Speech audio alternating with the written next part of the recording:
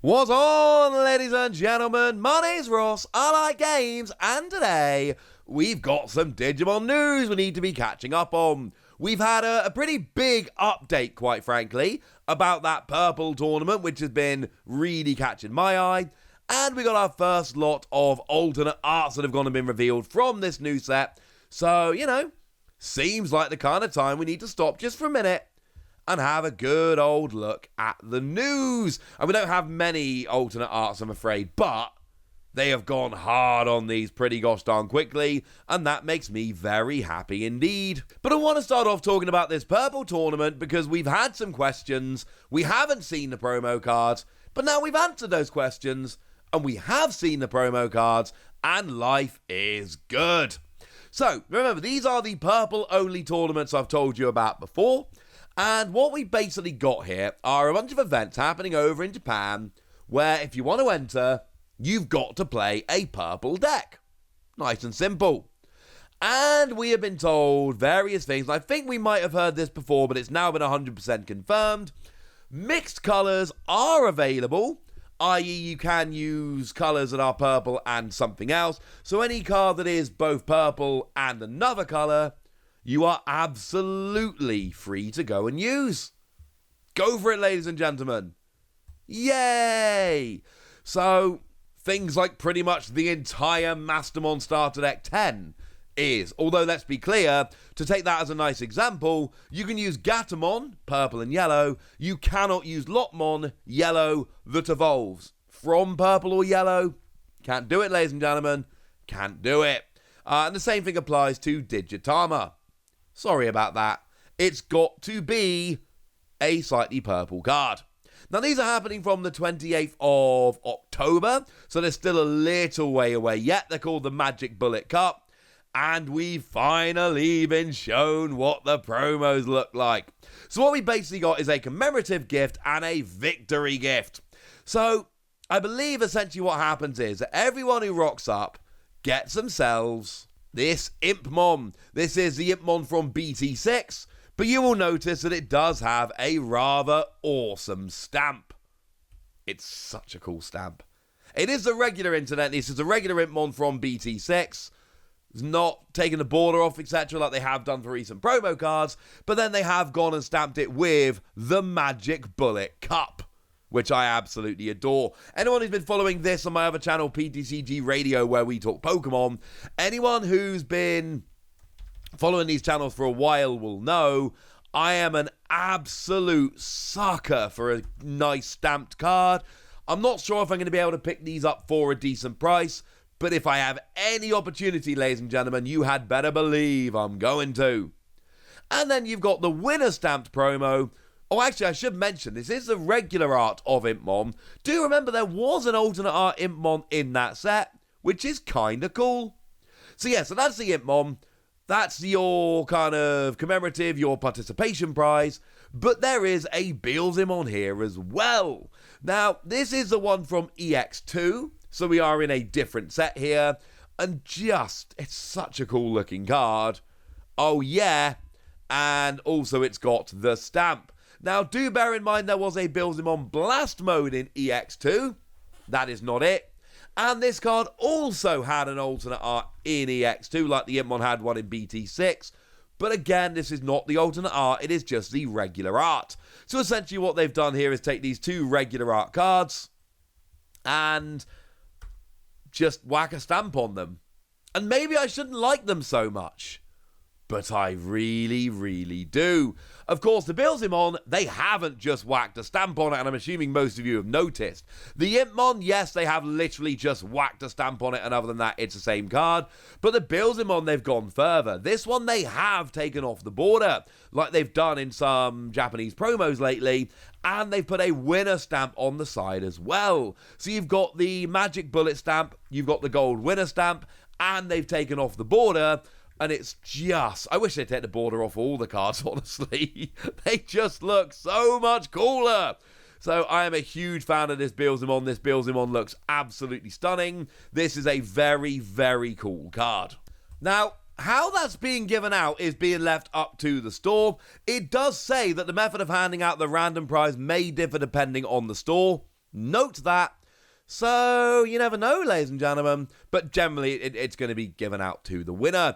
I love this. I love the promos. I love that this tournament's happening. I basically love everything about this, and I love different formats. This is a proper tournament in a format where only purple cards are allowed. So then it becomes a really interesting situation where you need to, you need to play around a bit. You got things like the Hououmon from EX2, that you reduce its play cost by 2 if you've got an Impmon in play, but you can't use Hououmon because Hououmon isn't a purple Digimon, despite the fact that if you're playing purple, I think Impmon is going to be, there's a bunch of good Impmon. Impmon is definitely going to be one of the ones you're going to be looking at to be playing, but Hououmon is not there because, boo hiss, etc. So, you're going to be able to metagame for this quite nicely. You're going to be able to sit down and go, right, what is likely to be played? And if you're playing in this tournament, you can literally go on something like DigimonCard.dev, search for all the purple cards, and just literally read through every purple card to try and decide what you think. And what you could do is go, well, Bullent seems incredibly strong. So, maybe I play something that tries to counter Bullent, as an example. Absolutely love it. But I did warn you guys that there were some alternate arts we could take a little bit of a look at. Just a quick peek at the first alternate arts from BT-11. We've got them here, and let's start off with Agumon. Now, some alternate arts I absolutely adore, some aren't so great. This one is cool. We've got Digimon basically saying goodbye to Agumon and Tiger as they run out the door, and I just think this one is absolutely lovely. To be honest with you, I think this is a lovely card. It's a really nice card. And I really like the artwork very much indeed.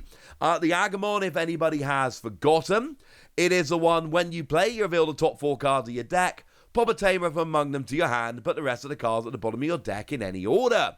So obviously this is quite a nice one here for getting out your tamers, and we've seen cards like this see a whole bunch of play in the past. Plus, you've got an inheritable skill on your turn while you have a tamer in play. This Digimon gains 2,000 power. And we've seen other cards that gain 2,000 power, but it's a pretty low bar to actually have to try and beat here. So, you know what? Yeah. You're often going to be getting an extra 2,000 power, and I like this very much indeed. Now, we've also got ourselves an alternate art of one of the Shoutmon, specifically Shoutmon X7. And this is one of those ones that is going really hard. And I kind of love it, ladies and gentlemen. I kind of love it. This one, it's very dramatic. It's really dramatic. But it is a super rare from the set, and it is an alternate art of a super rare. So it kind of had to go pretty hard. What we've got here is Rush and Material Save 4. And when you play, you delete one of your opponent's Digimon with power less than or equal to this Digimon's power. And on all turns, for every 2 cards in this Digimon's Digivolution cards, this Digimon gains 1,000 power. And then you've got, which obviously then makes the play skill that deletes a Digimon way better.